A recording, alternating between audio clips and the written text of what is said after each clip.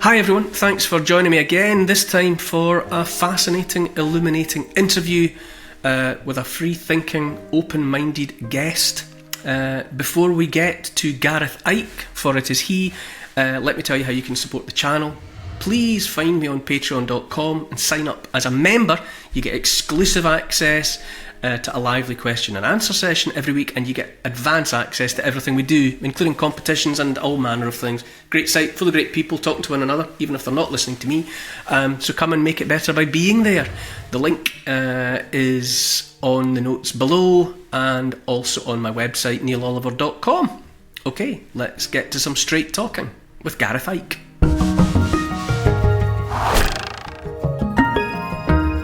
My guest today is Gareth Icke. Podcaster and commentator is how I describe him. Not quite sure how Gareth describes himself. We actually met face to face a few years back when Gareth came up to Stirling, and we wandered around the historical sites around this city and contemplated the major events of Scottish history and the places that you can visit to get a sense of them. So I'm looking forward to refreshing our acquaintanceship. How are you doing, Gareth? I'm good, thanks. I enjoyed that trip up to Scotland. I must admit, I love all that stuff. All the historical stuff of Scotland and England, and yeah, love it. I find in these crazy days, crazy is not really strong enough word to describe them, but I take refuge in, we've obviously got a shared interest in history, and that's one of the places that I run to when it all becomes a bit much. Just go to it. I'm the same. My wife, it was funny though, because my wife said to me, I was watching a lot of these videos where guys, basically like Coast, but which obviously you did, but with just a guy with a selfie stick, so no budget. And my wife said to me, at the height of COVID, when stuff was just crazy, and I was sort of losing my mind a bit, to be honest. My wife was like, look, you need to find something that's nothing to do with this, just an escape. And so I started a walking channel and doing that very stuff, finding these historical places. And in the end, Neil, I ended up climbing into these lead mines deep underneath Derbyshire. And I'm like, this was supposed to be built by like bits of kids in the 1700s. And I'm looking, they're like cathedrals underground. I'm like, no way. So then I come home to my wife. I'm like, Jem, I tell you what, mate, no, I think the whole timeline of history is off. And she's obviously got her head in her hand. She's like, oh, this was going to be the one thing that wasn't down a rabbit hole, and you've gone straight down it again. It's like, well, yeah, can't help it. I can basically summarise what's happened to me in the last 5 years, which is to say my mind is just open. I mean, many observers would describe my circumstances differently, I'm sure. But I just find that where I had been on a track, I was in a kind of a comfortable fur-lined rut that was about which I was persuaded. I thought I understood in large part what had been going on. But one of the consequences of everything that happened from sort of 2019, 2020 onwards was I thought, right, if I don't trust that, if I can see that is where I've been blatantly lied to by the authorities, where does the lying stop and where does the truth begin? And that's exactly really the terrain in which I still find myself. I think that did that for a lot of people, actually. The kind of, I remember seeing a meme during the COVID era, and it was like a point of view of someone driving, so you could see the steering wheel and the road, and there's just a cow in the air, and it just said, I was going to say something, but it's 2020 in it. And it's kind of, that's how it is, isn't it? Everything is so crazy. And I'm the same. Like, people ask, I was in Serbia a couple of weekends ago, and people were like, what's your opinion on flat Earth? And I was like, I don't even know, because I believe it's round because NASA told me. I don't believe NASA, so I'm open to everything. I know, and apart from anything else, we were just kicked off the conversation saying places to go to for respite, where you give yourself your own respite care from the madness. And something I don't understand really now, certainly not nowadays, is why so many things make people angry when you bring them up. Where to me, it's just fun at the very least, and interesting and mind expanding to listen to somebody else with a completely alternative take. The sort of Graham Hancock alternative timeline, and he's hardly the first person to suggest that there's an alternative timeline.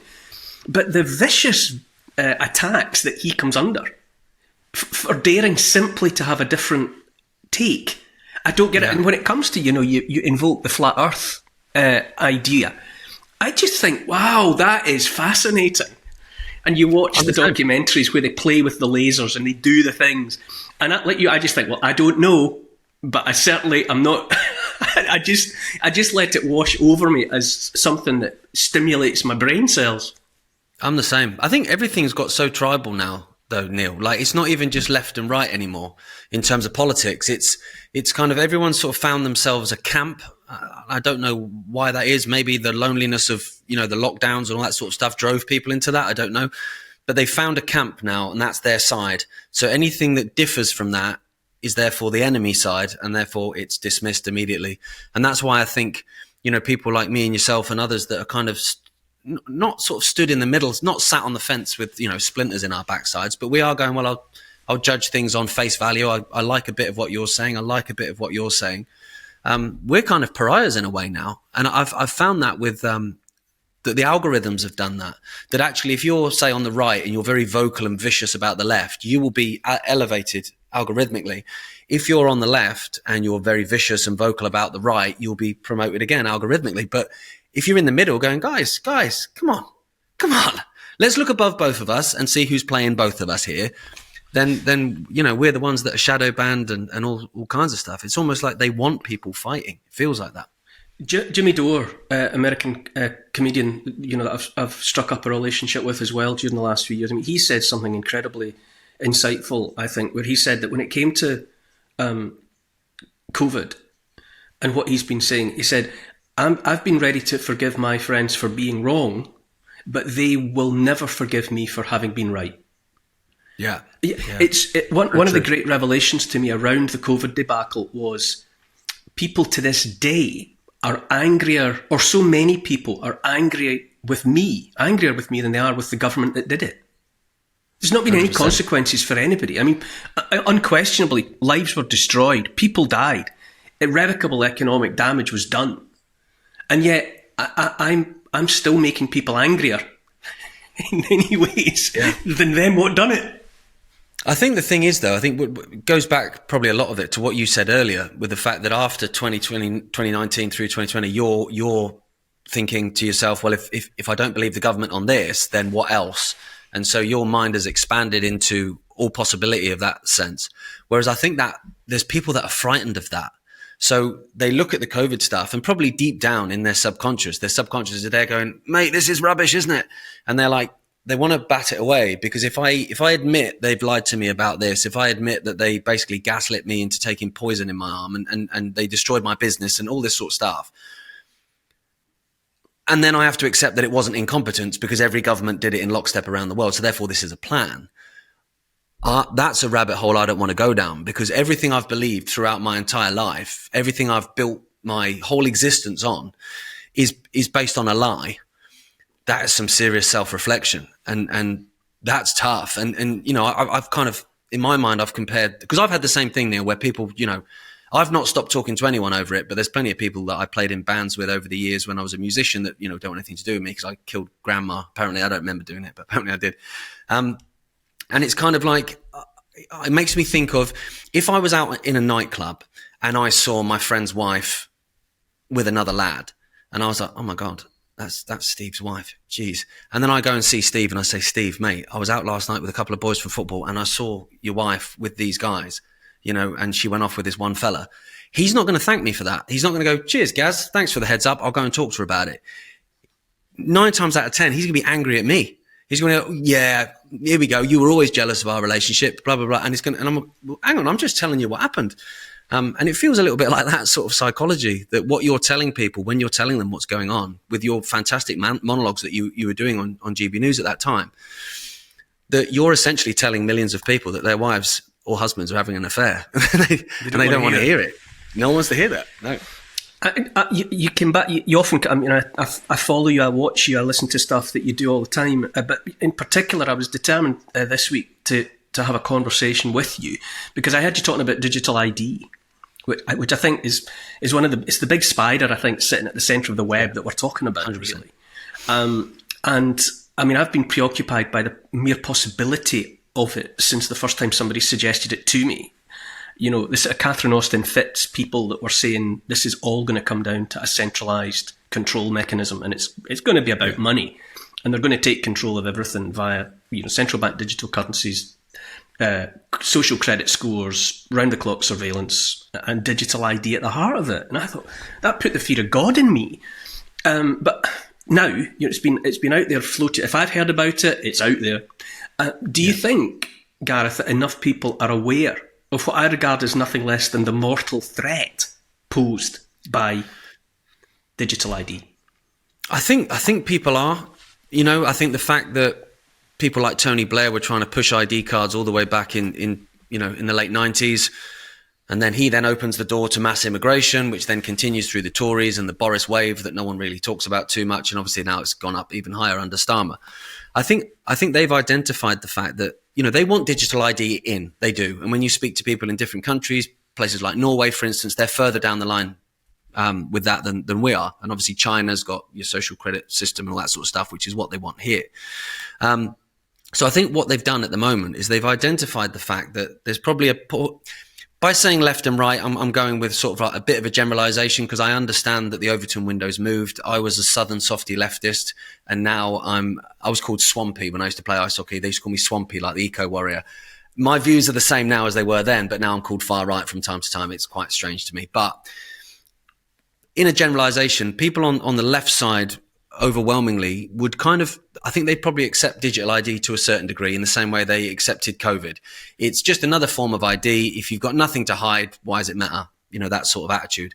And then it was the more sort of conservative voices, the ones that stood up during COVID, that would be very opposed to digital ID. And I think Starmer and co know that. So they say, well, if I offer them digital ID, they're not going to take it. So what I need to do is I need to find something that they care about and use that as an excuse to bring it in. And what do the right overwhelmingly care about, particularly at the moment, is mass immigration. So therefore, that's why I think Starmer has used mass immigration as the excuse for digital ID. And I think that's going to get worse, mate. I think, it's all well and good people trying to get these asylum seeker hotels closed. And I get that totally, but that's what the government want anyway. And they've said that. They're not hiding that. They vocalize that. They want to shut them down and have people out in the community. So they'll have asylum seekers out in the cities. Cities are kind of lost in the UK at the moment anyway. Large towns, same. So they'll put them in the villages, because the villages, if we're honest, are the last bastion of British. When you go to a village, it feels like Britain. I know when I travel around the world and people say, oh, I went to England. And I went, oh, really? Where'd you go? And they go, London. I went, you didn't go to England, mate. And so, they want people in the villages. So it changes it. And then at that point, they'll go, we've lost track of them. We've lost track of all these asylum seekers. We don't know where they are. We don't know who they are. We don't know if they're sleeper cells for Iran or sleeper cells for Hamas or whatever. They'll give it all the spiel. We need a digital ID so that we can know who everyone is, where everyone is. And if you don't have the digital ID, you can't purchase stuff, which means they can't function in society. So that's how we'll basically flush them out. And that will be used to sell it to people. And it wouldn't surprise me, Neil, if there were terrorist attacks. And I do it like that because a lot of these terrorist attacks are either carried out by the intelligence services or allowed to happen to provide an excuse so that the public goes, something needs to happen. We need to do something. Something needs to be done about this. And they go, oh, that's interesting. I've got this thing called digital ID. Have you heard of these? And obviously once they're in, this is why I keep saying it's the hill to die on, although I'd rather not die on it. But once they get this in, they can literally exclude people from society. And when you talk to people and you say, there's millions of people in China that can't use public transport, can't function in society in a normal way. They can't take an aeroplane. People look at you like, what are you talking about? No, that's true. And that's not hidden. That's a fact.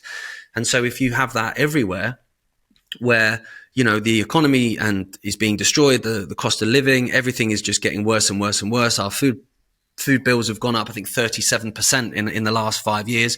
Our energy prices are the highest on the planet and they go up again next week or the week after next. They're destroying people to a point where they're going to then introduce a universal basic income, but you can't have a universal basic income without your digital ID because you need that. And so they're just building this, Neil, you're right. They're just building this. The spider web is a perfect way of describing it, where they will literally control everything. And then that goes further down the line into your carbon footprint. Everything will be on it. Your NHS app will be connected to it. Again, these are not tinfoil hat theories. These are words that are being spoken about by the likes of Robert Peston and others. That, you know, you'll have your NHS app as part of it. You're like, okay, so you'll know whether my kids are vaccinated then. You'll know whether I've had my compliance due, so I've had my 75th booster. Everything will be on there. And, you know, the World Economic Forum were very open in talking about digital ID and the fact that you could have your carbon footprint on there. So they would know what you were buying and therefore what you're not allowed to buy. So you turn up at the shop and you say, all right, I have 2 rump steaks, please. Not this week, son. You had steak last week. And it seems far-fetched, but this is what it will be. It's a way of building ultimate control. And, you know, talking about COVID, when they spaffed billions up the wall and building track and trace for no reason, it wasn't built for no reason. It wasn't built for no reason. It was built with this in mind. And so when people say that the infrastructure isn't there, it will be years. Trust me, the infrastructure is there, folks. It really is. The movie that's out there for people, you know, The Agenda, which goes into the whole, you know, it lays out Agenda 2030, all its constituent parts and the way in which it all fits together. And within that, there's a wonderful description, I think, of the meaning of the digital cage, that the key to which is your digital ID. And it's that people have an idea that a prison, you know, that you know you're in a prison, you know you're in a cell because you can see it. You know, you can see the walls, you can see the bars, you can see the steel door and all of the rest of it. But with the digital cage, it's a complete inversion, a turning inside out of that idea. Because on the contrary, in the digital cage, you will have the complete illusion of being able to go anywhere and everywhere that you want. But it's that everything and anything that you need is under lock and key. Yeah. You can walk on the pavement, you can walk down the road, but you can't get at anything. You can't get at food, you can't get at tickets to get on the train or get on a plane. You can't get fuel to put in a car. You can't get, you know, you can't tax or insure a car. So you're in this complete, you're out. There's no bars, there's no cell. But there you are, unable to function in any way. But I wonder, I mean, a lot of people, myself included, are talking about, you know, hill to die on, non-compliance, just say no. Let's imagine it's millions of people that are aware of the problem, and a large proportion of that lump decides not to comply. What do you think that non-compliance might look like? Well, I think we probably need to accept that, you know, there will be a period of time where things might be a bit spicy in terms of that. And that's why it's, you know, become friends with your local farmer, you know, and build those relationships. And I remember having those conversations the same during COVID. Find your tribe, build relationships between people that are in the real world, not in the digital world. Like, you know, I'm sat here doing this online, well aware that they can just pull the plug on that. That's, you know, that they control that. And we've seen it, you know, coming for the last, well, how many years? Because this whole thing is a plan. I mean, I remember noticing when suddenly the meat refrigerators in the supermarket suddenly had doors on them. You know, they appeared suddenly. You had to go behind the door. And people didn't seem to think that, oh, it's probably about saving energy because of the cold escaping. I'm like, well, maybe on one level, or maybe a lock appears on that door at some point and you need your digital ID to get it out. And the same you could say with checkouts. There's no checkout people anymore, really. You've got one person on minimum wage running around while all these machines are bleeping at them, you know, all these automated machines, which are cashless, most of them anyway. So that's another part of it, isn't it? So I think that's part of the plan, because you can't reason with a machine like you can reason with a human. You can say, look, you know, I know I had 2 steaks last week, but it's my wife's birthday tonight. I'm supposed to be cooking steak for her. Go on, love, please. Oh, yeah, go on, sign. The machine's not going to say, yeah, go on then. It's just going to say no, because that's what it's programmed to do. So I think that is going to be a problem for people if we allow that to get further down the road. And so I think relationships, like I say, between farmers, between people that are, you know, odd job people that have a skill, and actually build this, not an alternative, you know, universe, essentially. I know people have talked about that during COVID, that actually there's going to be a fork in the road of societies where we go off and, you know, live like Mormons or whatever, and then other people live in this digital dystopia. And it may well come to that, to be honest. But I think, you know, certainly building a relationship with someone that you know can do jobs or can grow food and has skills would not be a bad idea, I think. It's amazing to me the number of people that I speak to, people that, you know, I'm talking about, you know, people who have, say, a a financial background, a merchant bank background, a hedge fund background, or people who are venture capitalists, seriously city type people. And over the years, I've maintained contact with them. And when I ask them nowadays about, what should I be doing? These people, of all people, say that what's going to matter most is not about being in, it does matter to be maybe a bit invested in some physical gold. But maybe there's a magic crypto bullet out there that you want to be, but they allow for all of that. But they say basically what's going to matter most are connections with real people in the real world. Yeah, it's Alex Craner. I was talking to him last week, and he's a former hedge fund manager. And when I put the question to him on camera, as it were, he said, "People, you're going to need to know people because we're going to go into this grey area, this adjustment period for everyone, and until things crystallise, you're going to need the guy that can come and fix your roof if it's raining and the water's coming into your kid's bedroom. You're going to need the farmer that is going to give you some meat in return for whatever it is that you're able to do." And it just amazes me the willingness of people who are highly technical, highly invested in the literal and the metaphorical sense in the technocracy. And yet they've already identified it's not going to make a jot of difference if you don't know some people that can help.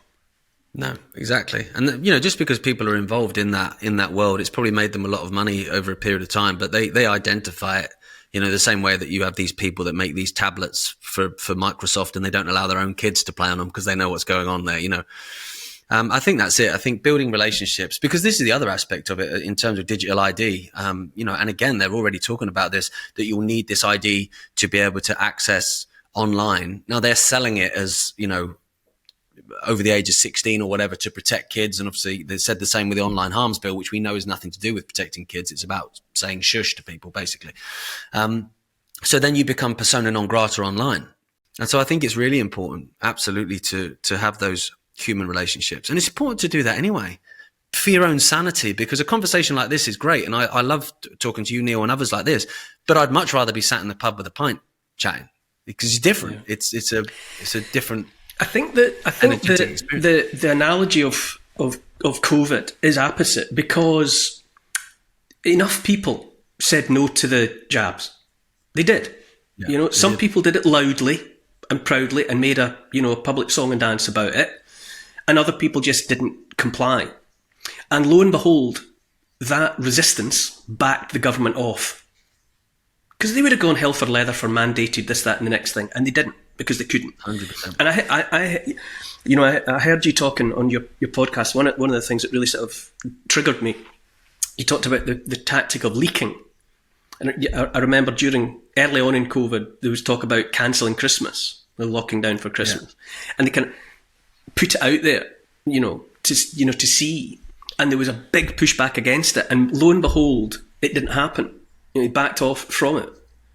And you also pointed out that suddenly from somewhere, apparently there's been a leak about Keir Starmer going to talk about digital ID at the upcoming conference. Just lo and behold, it's been leaked. And that is, again, they're seeing what level of response they get to it as an idea before they're committed, in case they get humiliated by resistance. 100%. Yeah, because then if the pushback is massive, he just doesn't say it at the conference, and then people go, that was just a bit of misinformation that was leaked to the press.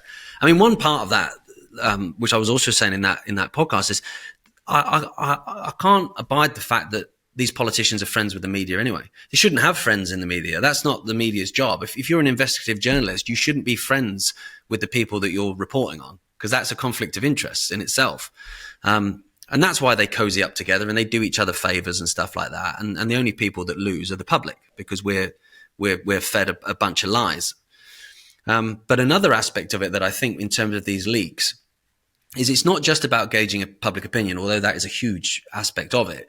But I also think there's part of it which is about normalizing it in people's minds. So it's not a shock. It's like you mentioned earlier, like we've been hearing about it for a long time. It's muted at Davos and at the UN, and then someone might say something a political influencer or whatever. And it just kind of goes into people's heads. So that then when it's introduced or when it's proposed by government, one, it's not a shock that gets a reaction of, hang on a minute.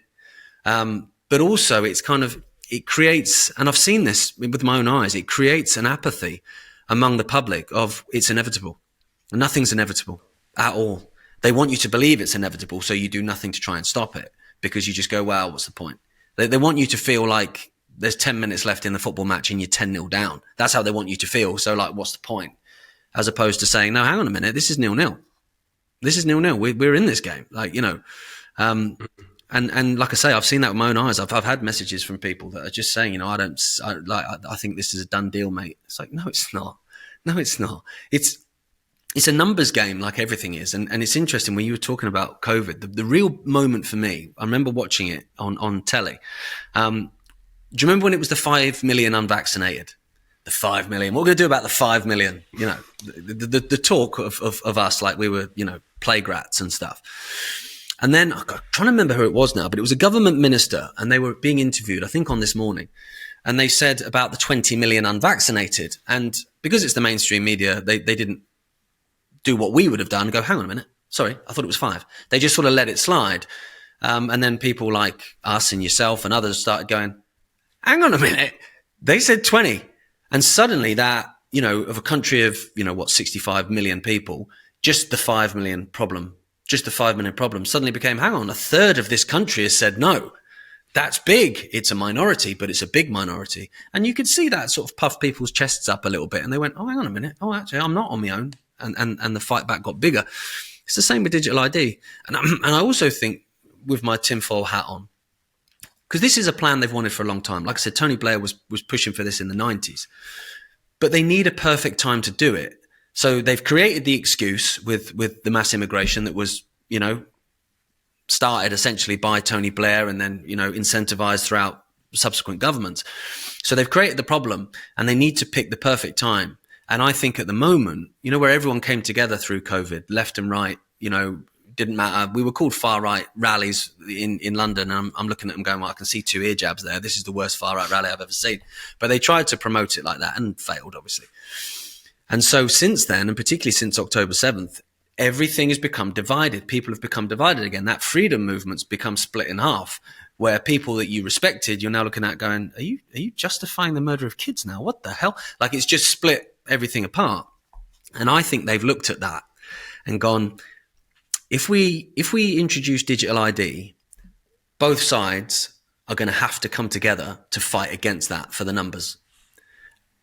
And so we're going to pick a time where the country is most divided. And I don't know about you, Neil, but I feel like we're as divided at the moment as I can remember anyway. Yes. And I think that's why they're picking now, at a time when people they think might choose their tribe over fighting back against digital ID. And I hope that's wrong. I hope I'm totally wrong on that. And people go, do you know what? Yeah, I hate you blue-haired leftists, but I'm coming together with you guys and we're going to fight digital ID. And then when we've got rid of it, we can go back to arguing about gender pronouns then. If people could only realise the latent power, I mean, by all means, maintain your faith in whatever it is, your tribe, whatever. But people just realise that for 5 minutes, maybe keep the cudgels up, but don't turn them on each other. Just for 5 minutes.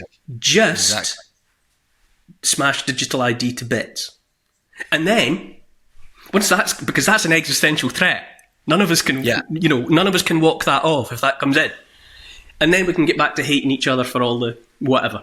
It's this, it's prioritising threat. I don't like him over there, but my immediate threat is that my house is on fire.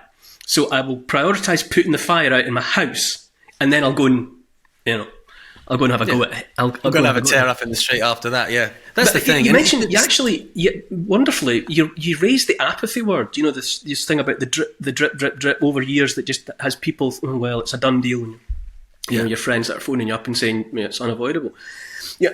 I'm preoccupied, I've become preoccupied in recent years with just how old in Britain the freedoms are. Oh, yeah. And you say things to people about common law or whatever, Magna Carta 1215 or something, and you can see people glazing over because it reminds them of something they didn't enjoy in a class at school. Maybe they didn't like it then, and they don't want to talk about it now because they find it boring. But in this country, the sense of freedom is thousands of years old. And I was actually, ahead of this, I was looking at a thing, that people think, oh, the Constitution's 1215 Magna Carta. It's not. That just restated. That was just a reminder for everyone about ideas of freedom that by then were already ancient beyond the reach of memory. And I run across this reference to one of the kings of ancient Britain in the millennium before the birth of Christ, stating the fundamental freedoms, and it was these that were restated in Magna Carta, amongst other things. There are three causes which ruin a state: inordinate privileges, corruption of justice, and national apathy. Yeah, that idea, that understanding that national apathy is one of your fundamental problems, is 2,500 years old, at least, if it was even new then. They're right. But this is the thing as well, because everything's connected. That national apathy goes all the way back to, the woke stuff, which feels like a long time ago now, where, you're told about white privilege and all this kind of stuff, and Britain's a horrendous nation, and, you should be ashamed of the country you're from. If you're ashamed of who you are, you're not going to fight for who you are. So it's almost like they're teaching the kids to hate themselves, to hate their history, to hate their nation, because then they're not going to fight for it when it comes down to it. Because why would you? I hate it anyway. And for me, like I love Britain. I love England. I don't love what Winston Churchill did in India. I don't love what Tony Blair did in Iraq. And this is the thing. You can separate what the government, because when people talk about what their country did, it's never what the country did. It's not what Dave and Jill that work at the corner shop did. It's what the government and the military attached to the government did. It's never about the people. And, I love Britain. I love British people. I think particularly the humour. I think that's something that Scots, Irish, Welsh and English have all in common. We have the same sense of humour. And I love it. I love it. And I think, that's something that our kids are, well, not my kids. My kids are taught to love themselves, but most aren't. Certainly not by the state. I've got a daughter in school, and I when we sent her to school, she wanted to go. It's a tiny village, so it's not, the same sort of thing as being in an inner city. But my wife is a teacher, so we thought, probably secondary school, we'll homeschool anyway, so we're not doing with that whole critical gender theory and all that nonsense. Although hopefully we'll have defeated it by then because she's only young. But I sent her to school with the attitude of, well, I'm just going to wait in the car park with the engine running. And if anyone says anything in the next 20 minutes, I'm dragging you out. Well, she loved it anyway. And we went to the nativity, and I walked into the school, and there was a British flag, and it said, "We're proud to be British." And I went, what? I thought that was illegal. And it was great. It was a real nice, but it's an old coal mining place where, to be fair, you wouldn't even arm wrestle the mothers, let alone the fathers. So I don't think they'd get away with, a lot of the stuff there. But I loved it. I was like, this is great. There's nothing wrong with being proud to be what you are. Be proud of yourself and your heritage, Something that's been really eye-opening to me as well is that since I started speaking, the vast majority of the people that come up to me in real world to say hello are regular people, and I mean that in the most sincerely appreciative sense of regular that I can possibly summon. People that just are family people. They've got jobs, they work, and they're just regular people. And I had forgotten the regular people were there, but now I can't be unaware of them because regular people come up to me all day, every day to say, it's insane, isn't it? And they say more or less variations on what you say. They love the country. Not in any kind of, land of hope and glory, last night at the prom sense. They love it. These guys that go out and they fish and they walk in the hills and and they're appreciative and fascinated by history. And they love being a part of that, and they teach their kids about it, and they talk to their kids about all of these things, and they take them out and they sort of expose them to to whatever the landscape is and the stories that it tells. And I think when it comes to national apathy, if only more people knew how many people feel like they do, deep down, which is they just want to be left alone by the wankers of the state. They just want to be left alone by these people. Yeah. And they can quite happily sort things out for themselves. They can, and that's why they move everything online. Everything's social media, which isn't real life, and they amplify on both sides the most divisive, hateful voices. Really, I think, which is ironic because they say they're cracking down on free speech because of hate speech, and actually they do the opposite of that. And so you find people, just looking at this chaos all the time online, when actually, like you say, if you step back and go walking out in the countryside, everyone's dead friendly. Everyone's nice. Me and my brother went up to the Lake District for a weekend last month, and we just went walking for sort of 2.5 days. Everyone's chatting, all different ages, creeds, colours, whatever. Everyone's just chatting. We're out in the countryside. It's beautiful, isn't it? Yeah, it is. Do you mind taking a picture? Thanks. And everyone's really friendly. I'm the same as you. I have people come up quite a lot, and I'm encouraged, and I'm encouraged as well by the number of police officers. I don't know if you have that, but the amount of police officers that come up and say, "Oh, just to let you know, like, yeah, mate, there's loads of us that are on your page," and it's like, well, that might be important later on. Do you think that the online existence is forever, or can you envisage a point in the future where the world looks back on it and goes, remember that? Remember when we had all our friends online and we didn't do anything except sit about in our pajamas and watch screens? Do you think we'll get beyond it? I hope so. I honestly do, because it's kind of like, it's like the film Avatar, isn't it, really? People just clamber into this sort of figure that is their online persona. And, they're taking pictures of their dinner, but it's like the 15th photo from the 15th different variation. And everyone creates this perfect world when it couldn't be further from the truth. I think in the end, people want truth in whatever form. So, we had all that time of the X Factor, didn't we? With fake singers singing fake songs with auto-tune and all that kind of stuff, all with fake sob stories and all that nonsense. And it was big for a while and people jumped on it. And then after a while, people went, yeah, I'm done with this. I'm done. And it started to drop down again. And I hope that that's what will happen with this, that, we maybe nip online to do certain things and converse and whatever, but it isn't real life. Your real life is out, and, your phone is left in another room, and it's not constantly picking it up, like, because it's an addiction. That's what it is. But I think so. I think people will get away from it in the end. I think people will just kind of wake up from a spell, which is what I feel like people are under at the minute. We spoke about it, this psychosis that came over people during COVID. And I think that stayed. It's because it's gone from one chaotic thing to the next. So, Vladimir Putin cured COVID, didn't he? And then suddenly from then on, it's been one thing after another. And it's, you can't afford to live. Energy prices are going mad. Oh my goodness me. Oh, look, there's another massacre in Gaza. Oh, look over there. This is happening. Look over there. China's doing this. And it's just, in the end, everyone's just like, oh, for God's sake, there's too much going on. And it's almost like, for me, I think that's what the plan is, like I did a monologue where I was using it as an analogy of like catching a tennis ball. With COVID, they chucked a tennis ball at us, and we kind of, we had to sort of, find our feet and balance. But in the end, yeah, I can catch one tennis ball. Okay, chuck another one. Okay, I can catch another one.